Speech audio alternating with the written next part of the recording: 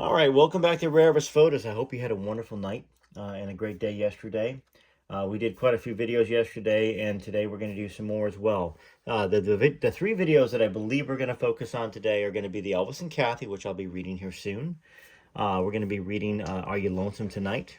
Some more of this because we're going to be talking to the author today at 3 p.m. my time and 12 his time. Sorry, 1 his time, I'm sorry. And we are going to be reading some Child Bride. I don't know whether we're going to get to From Here to the Great Unknown, but I will try. For sure. We did an episode of that yesterday. And of course, we still have My Army Days with Elvis to go, Inside Elvis, and some other books that we're reading. That being said, if you don't know how to get to these books and you're confused about all the reading, all you have to do is click on the name Rare Elvis Photos. Just take a look at this quick little video. Once you click on it, you'll see playlist, podcast. You'll see the names of the books. When you click on that, you just go scroll down and take a look at episode 1, 2, 3, 4, 5, part 1. You know, you look in the description, it shows, and then you can catch up on it or just stay reading only that book. Also, to the people that are leaving me the thanks, that's great. That's nice to see a little monetary donation of $4.99 come in or $1.99. Any donation helps to keep the channel going. I mean, once again, I mean, this book alone was close to $1,000 that I paid for it. And so I don't get that back with YouTube, that's for sure. At least not at this point in my life. So it helps. Anyhow, and also to the members, thank you for being a member. There's memberships available. I really haven't found a cool thing for the members really yet, besides shouting them out here and there and wishing them a happy birthday. And you get priority comments. I see your comments first out of anybody. I think that's it before... Oh, watch as much of this video as you can because it helps rank this video up in YouTube algorithm. You know, there's going to be commercials, but you'll be able to skip them. I don't think there's anything that's unskippable. That's a super long commercial. That's just TV nowadays and YouTube.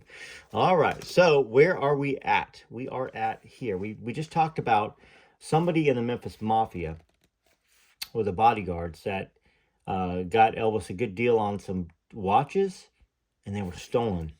The FBI broke into JD. Well, didn't break, but knocked on his door, looked at his stuff, and Kathy was there with her watch.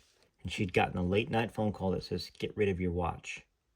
So somebody knew it was stolen, and somebody knew the FBI was coming. It wasn't Elvis, obviously. But then he went to Graceland, and he was furious. You know, furious. So I don't know who it was, but just one ring was worth $60,000. That's a lot. And I'm sure Elvis didn't pay that because, you know, I'm sure somebody in the Mafia, Memphis Mafia or the Bodyguards was just trying to flip a quick buck and make some extra money. And I don't know what year this was. It had to be between 72 and 76 because Linda Thompson was sitting on the couch when Kathy Westmoreland received the watch. All right. So, well, that was just the beginning of the wristwatch caper. A Nashville newspaper wrote an article about all the jewelry Elvis had given J.D. Sumner with accompanying photos. I got to find this article, by the way. Just one ring was worth $60,000, and there were many different pieces in the collection. The next thing we knew, the FBI agent came knocking on the door of JD's home. So that was what we read there. She was upset. Elvis was very upset. So, once again, Elvis had to really go to bat and do a lot of explaining to keep the FBI heat off those boys. This is where we left here. Red West was a top bodyguard. He had protected Elvis from a bully way back in high school in Memphis, and they had been friends ever since. Now, Red knew a little about music, too, so that gave them a common ground. There was Red's cousin, Sonny West, and about 9 others who spent their time keeping Elvis protected from people who might do them harm. To do Elvis harm. When I'd been on tour for a couple of years with the show, things were getting boring, even with the death threats and constant danger. So Elvis cooked up a little plot for his own amusement. JD's gospel group had recently joined the show, and they were all up in Elvis's penthouse suite in Las Vegas. Well, Elvis enlisted the help of Red and Sonny West in his secret plot. Well, first they snuck around and filled everybody's guns with blanks. Gosh, that could have gone so wrong. Unless they had them in sight the whole time, like everybody, like J.D. Sumner's if he carried one. When everyone was in a penthouse suite, they started discussing a serious death threat, which was not all that unusual because there seemed to be a new one every day. Suddenly, a man, which was Sonny, burst through the door with a gun and shouted, "I'm gonna kill Kill, the SOB, and started shooting blanks. It all happened so fast. Everybody froze and then scattered or fell on the floor. Some ducked behind the furniture, others laid flat on the floor, shaking. Only big J.D. Sumner had the presence of mind to protect Elvis. He fell over Elvis's prone body to protect him. That's when Elvis started laughing, and they all knew they'd been a victim of one of his practical jokes. Now, let me make it a point here. Those bodyguards that protected Elvis, that always did try to give their life for Elvis, the Memphis Mafia and the others that would do that, they were in on this joke. So them throwing themselves on the floor, prone, and all that stuff was part of the act. But the other people around in the room that were people and band members and everything else like that, they were scared. But J.D. Sumner, a true friend, was willing to give his life to protect Elvis. That says something. That is true loyalty. I mean, think about it. I mean, Kathy was there. Did she throw her body on Elvis? Nope, she didn't. She was scared. She was scared for her own life. Only J.D. Sumner. And that makes me, I'm buying his book, everybody. I'm going to get his book, and we're going to read it. Now, we're going to read it in a little while. We got a lot of books to finish, okay? But I'm going to read it because J.D. Sumner, he seemed to be about the only true person that cared, that was willing to lay down his life for Elvis. All right, soon everybody was laughing about it, but most of all, I was amused that all those brave bodyguards protected themselves first and forgot about the reason for being with the show in the first place. Kathy, this is a practical joke and I get a corrector here. It's a practical joke that Sonny was in on, and I'm sure Red was in on because that's his cousin. He's not going to hang his cousin out. There could have been a couple other bodyguards that got scared to death, but Red and Sonny, the core of the true bodyguards. You know, Dave Hebler, I don't consider him a core of anything. He's somebody that Elvis didn't like. So, all right, so she was like, so it was the singer who protected the star from getting killed. That most impressed Elvis. After that, he gave J.D. rings and other jewelry more frequently than anybody else, and liked it when J.D. showed off his rings, even while they were on stage. I know for a fact that Elvis was not as amused as he pretended to be about the bodyguard's failure to protect him. I think he saw them in a different light, or he would never have let these new feelings show. On the surface, everything seemed the same, but I could detect a difference, and I always wondered if the bodyguards detected that feeling too. Several years later, Red, Sonny, and Dave Hebler, Dave only worked for Elvis a long time, were told they had been fired by Vernon Presley. Vernon was upset because the bodyguards were supposedly hassling some of the audience unnecessarily, and this resulted in too many lawsuits. They also began to tell Elvis how to live his life. They resented openly any gifts he might give to someone outside the group. They told him after he had given the black lady in the auto showroom a car that he shouldn't be giving cars to strangers. I do believe that Red West, so there we go, was genuinely concerned about Elvis's health at the time. But unfortunately, he had no understanding then of why Elvis was moody and over-medicating himself. So this is important. You know, I understand that what Red and Sonny and Dave did, I mean, go get a job, guys. You know, I mean, maybe they did it to wake him up, maybe. But if they were doing that, then guess what? You shouldn't have taken a penny.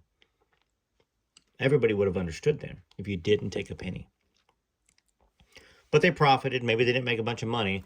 I have a good enough feeling about Red and Sonny that I don't want to persecute them forever. You know, I think that when I've seen some videos of Red and Sonny talking, especially Sonny crying, you knew that they loved him. And they spent a lot of time, and they were deeply hurt. Now, once again, you're a grown man. Get a job. Red had plenty of options to get jobs. Elvis had bought them cars and houses and all that other stuff. Sell that stuff. Get a job. It's not forever, you know? So I do have an issue with that. So in retaliation for being fired, the three, Red, Sonny, and Dave, wrote a devastating book, Elvis What Happened, which accused Elvis of being an addict and told many other stories that were only half-truths. The editor did a lot of that, I think. Elvis was very hurt by the book and couldn't believe they would do that to him. How could they? After all I'd done for them, all the good times we had, after everything that has gone on between us, how could they do that to me? It preyed on his mind until the very end. It's true. I don't doubt that. But it was too late to apologize because they were too late. Elvis died about 2 weeks after the book was released. That's another very important aspect about this. you know, is that that book very likely could have hastened the end of Elvis's life. There's something about depression, sadness. I mean, depression is the number one killer in the United States, you know, and stress. It affects your organs. So anyhow, I don't think they intended to hurt Elvis that way. You know, they might have been a little angry to get him back, but I think there was a lot of, hey, if we wake him up and he gets better, he'll call us back. He'll know that we. So regardless, they shared secrets they just shouldn't have shared, and I think that there was plenty of those. But I don't know how many of those was Red or Sonny versus Dave. Um, so let's go. So Elvis, however, they know, and I know that had Elvis lived, so there we go, he would have forgiven them. He would have taken them back into the fold and erased the ugly incident out of his mind. Elvis never carried a grudge for long, and most times when he fired someone, he ended up taking them back a short time later. My feelings were, if they were so unhappy, so miserable working for Elvis, why did they stay on for so many years? Why didn't they just leave? Of course, the answer is that they could never have found such a well-paying job, cushy job anywhere else, and that's true. And certainly not a job that included so many perks like beautiful vacations, staying in first-class hotels, being sought after by girls and fans, being showered with cars, trucks, houses, and jewelry. That is all very true, Kathy, and that's a very good point to make about that. They could have gotten a job, but it would have been nothing. It'd have been like going from making millions of dollars in a sense to working for below minimum wage. That's the feeling that you would get if you went from one job to another, from Elvis to something else. But the truth of the matter is that they enjoyed every minute of their time with Elvis. They lived a life that others in the same circumstances can only dream about. The stories about Elvis's generosity are endless because his generous acts, they were endless. There was a black woman he read about in a Memphis newspaper who was handicapped and confined to her home. Elvis bought her the most expensive wheelchair he could find and had it delivered to her. I remember one day at Graceland, I went down to the kitchen to the little breakfast bar. Right off the den, there was a little bulletin board on the wall, and I looked at it, and there was a note that said, Elvis called Jackie Wilson's wife. Jackie was a black singer with many hits. He had that song, Lonely Teardrops. That's a great song. In fact, I just had a Jackie Wilson record in my hand. I just bought a bunch of records, a bunch of 45s. I'm going to put this book down for 10 seconds and kind of show you what I'm talking about. So, a bunch of records. So as you can see, these are a bunch of Jerry Reed, Jerry Lee Lewis Son records. The Beatles right here. And of course, we have Michael Jackson right there. And then below this, below the Beatles, is a pile of Elvis records. So I don't know if you can see that or not. But they came out of these boxes. And there's more boxes down there. So going through them, pulling out the Elvis ones, pulling out Beatle ones, but there's a lot of records. But there was a Jackie Wilson record in there. And that was the point I was trying to make. Is that, you know, talking about Jackie Wilson in the book, and I just touched one of his records, one of his original releases. So I'm sorry. So here we go. There was a phone call that said Elvis called Jackie Wilson's wife. When Elvis came downstairs, he got in touch with her and found out that Jackie had just had a heart attack. He was in the hospital, and she had just called to tell him, I'm really sorry to hear this. If I can help in any way, let me know. As soon as he hung up the phone, he instructed one of the guys to send her a check for $30,000. Now, that's a lot of money, people. That is a lot of money. We're talking the 70s, okay? So $30,000 in 1970s was, I mean, over 100 grand, maybe 150 now. And he said, she's going to have a lot of hospital bills to take care of, so see if that'll help out some. I know that Elvis didn't hang around with Jackie every day. He probably talked to him every once in a great while. You remember him back from the old days. This is not somebody that you're helping a friend out. Somebody that's your family or friend. This is almost a stranger. This is an artist that Elvis, in a way, you know, he really respected. People always talk about, oh, Elvis stole the music for the black people and, you know, and all this other stuff. But, I mean, come on. If they just knew half the stories about what Elvis did for the black community, as well as the black artist, he didn't see black and white. He just saw the music. And people try to make it black and white with Elvis. And it's just too bad and too sad. So, very nice story there. I've seen him give total strangers expensive jewelry. One night during a show in Las Vegas, one man yelled out that he wanted Elvis's ring and not a scarf. Well, Elvis gave him one of his own rings, which really upset all of us. I guess it was because he was humoring a greedy man. Elvis began featuring me as a soloist after he saw me on TV doing a telethon in Las Vegas. I was singing backup and duets with him, but had never done a solo. Anyways, Elvis watched telethons, and when they were on, he donated extra money to the charity involved. See, these are things we don't hear about. We don't, and that's why this book is valuable. It's low print, you can't get it, and because these are stories that are precious. These are precious stories for us, in a sense, to edify us in our belief of Elvis. So, however, occasionally there was a catch. On a telethon in which the Stamps were appearing, Elvis called and said, "I'll donate $10,000 if the Stamps will jump in the swimming pool with their suits on." They jumped, and Elvis paid, and everybody had a good laugh. And the Stamps were going to do it. Usually, Elvis loved to share an experience, but sometimes he balked at being taken for granted. I think the best illustration of this is the Lisa Marie, his personal plane. For months, Elvis had supervised and worried about every detail, and at the last it was ready for its maiden flight. The bodyguards and others were staying in Memphis at the time, and they were ecstatic. They planned a big day, and the guys brought their wives and girlfriends all ready for a party and a celebration. When they congregated at Graceland, Elvis was in one of the arbitrary moods and looked at the gathering as if he didn't know why they were there. "The Lisa Marie is ready," explained one of the guys, "and we're going to help you break her in." Elvis just looked at him and said, "I didn't plan any party, and I don't remember inviting any of you." With that, he went up to his room and he stayed all day. Of course, the group was disappointed and puzzled. Later, Elvis told me about the incident, and then there was a sardonic grin on his face. "Look, they're always taking things for granted. I thought I'd teach them a lesson.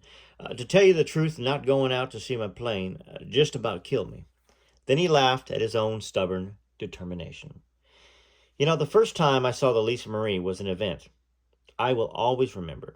We were playing in Las Vegas, and it was the first time he had used it on tour. "You haven't seen the plane yet. It's here. Come go with me after the show." He was excited as a young boy. After the last show, about 2:30 in the morning, we got to the hangar at the Las Vegas airport, and he took me right on board. He showed me around and gave me the grand tour. I was really thrilled and excited for him because he was so proud. The Lisa Marie was truly gorgeous and named after his daughter, the love that he felt about that. I remember I was at the side of a long oval-shaped inlaid wood table with green felt around the edges. He was seated at the head of the table in a big, comfortable-looking chair he had designed especially for himself. On the wall behind him, above his right shoulder, was the image of the American flag. As we sat there, he noticed I was looking at the flag. He was curious as to what I thought about everything. I remember him saying that he saw me looking at the flag. "Nowhere but in this country could I do what I have done, Kathy. Where do you want to go?"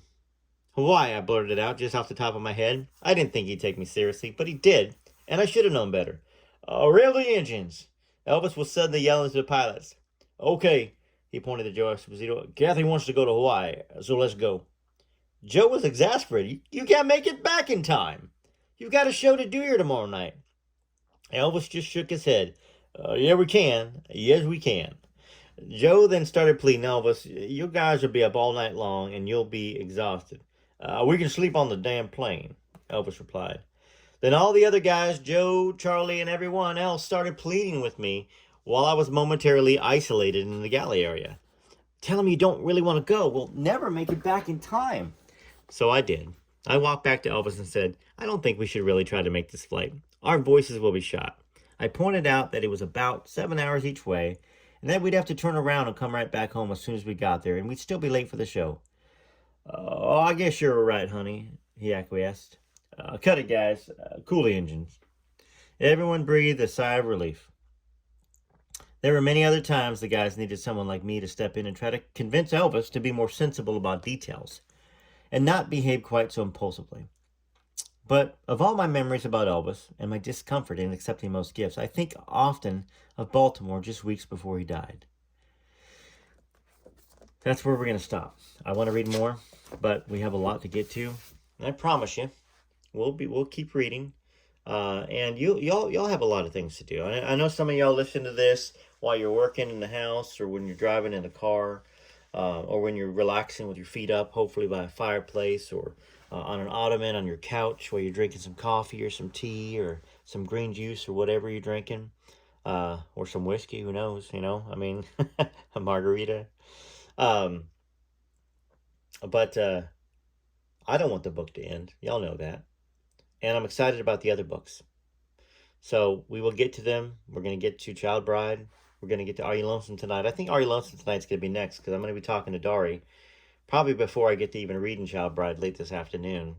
And then if I have time, I'm either going to do Inside Elvis or From Here to the Great Unknown. There's a lot of stuff out already about on the internet about From Here to the Great Unknown. And I do want to keep reading it. I really do, obviously. And if I had all the time in the world, I would be. Anyhow, enjoy this song while you're leaving comments if you haven't left comments yet. And thank you for making it to the end of this video, if you're here. And if you're not, well, I guess you're not going to hear the thank you. TCB, TLC, this is Rare Elvis Photos. Until next time. She held him close to her heart from the very start. Through every joy and fear, she kept him near and dear, with a love that's pure and true.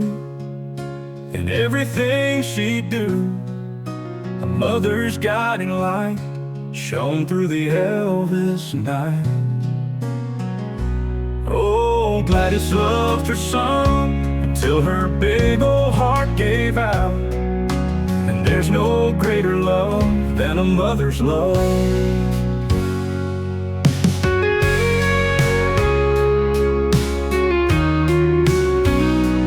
Holding her hand, he found peace, and all her worries would not cease. There shares a bond that never fades, it loves me tender shades. Oh, Gladys loved her son until her big old heart gave out. And there's no greater love than a mother's love.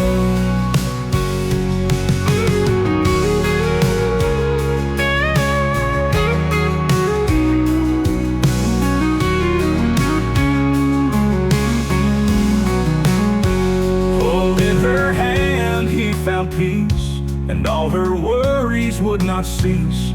They shares a bond that never fades, it loves me tender shades. Oh, Gladys loved her son until her big old heart gave out. And there's no greater love than a mother's love. With every note he'd sing, he danced on her heartstrings. A melody so sweet made their bond complete. Oh, Gladys loved her son until her big old heart gave out. And there's no greater love than a mother's love. Yeah, there's no greater love than a mother's love.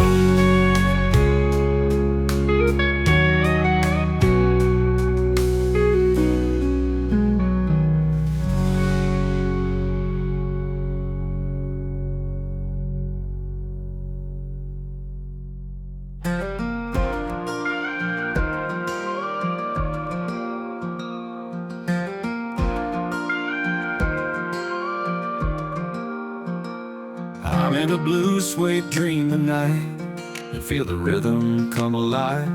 My heart beats to every Elvis song. On my turntable I turn on. Hound dog echoes in my veins, jailhouse rocking through the years. We're all the part of him that red remains as we wipe away our tears. We say thank you to the mailman, say our grace and our amens. Live our life in God we trust. Yeah, Elvis is alive in all of us.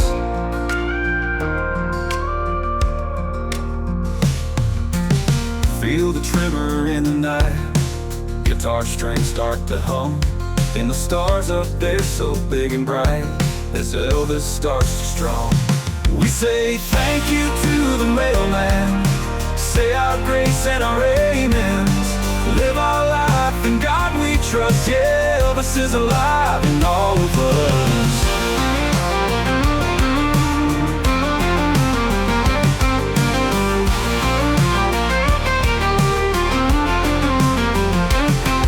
First a blue moon in the sky, can't help falling but don't wonder why. Elvis' spirit never dies in our soul. For all our lives we say thank you to the mailman, say our grace and our amens, live our life in God we trust. Yeah, Elvis is alive in all of us.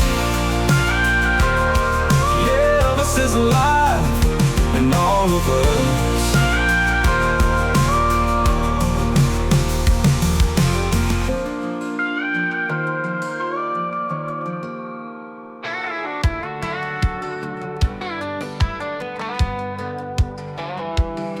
He was born in a shack in Tupelo, a healthy boy, but he lost his baby bro. He grew up poor, the dirt poor life. The only thing he had was a guitar and a bike. That was Elvis, born in '35. That was Elvis, the coolest cat alive. From don't be cruel to all shook up, suspicious minds to burn in love. That was Elvis.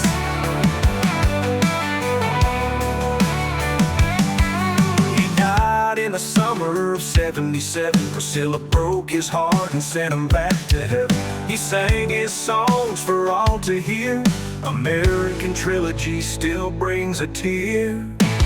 That was Elvis, born at 35. That was Elvis, the coolest cat alive. From don't be cruel to all shook up, suspicious minds to burn in love. That was Elvis.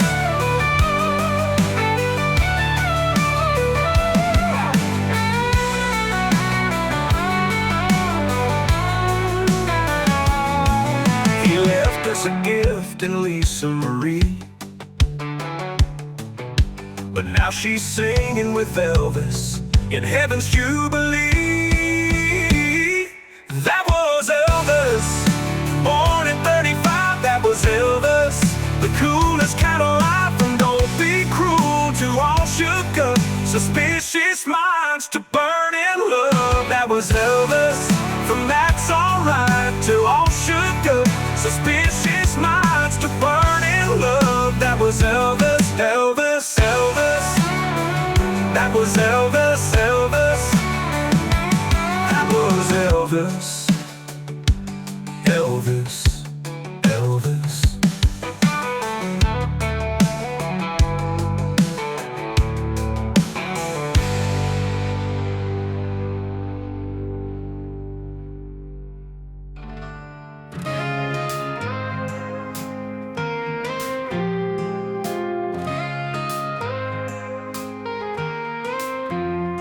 There's one king above all, a light that never fades, a name that we call in every prayer we say. Through every storm we face, he stands tall and true, lifts us up with his grace, and shows what love can do. There's only one king, that's Jesus. Only one king that guides and frees us. Every eye closed and every hand raised. There's only one king, that's Jesus. Set Elvis up on stage.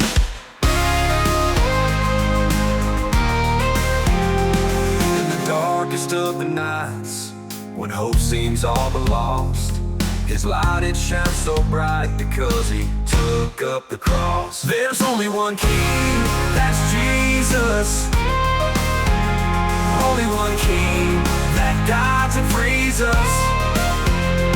Every head bowed and every hand raised. There's only one king, that's Jesus. Set Elvis up on stage.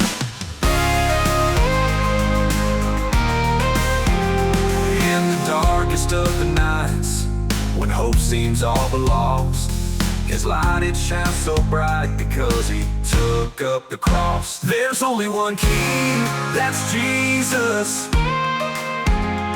Only one King that guides and frees us. Every head bowed and every hand raised. There's only one King, that's Jesus. Said Elvis up on stage. He gave his life for us so that we all may live. Only one King, that's Jesus. Only one King that guides and frees us. Every head bowed and every hand raised. There's only one King, that's Jesus. Said Elvis up on stage. CCB TLC Rare was photos.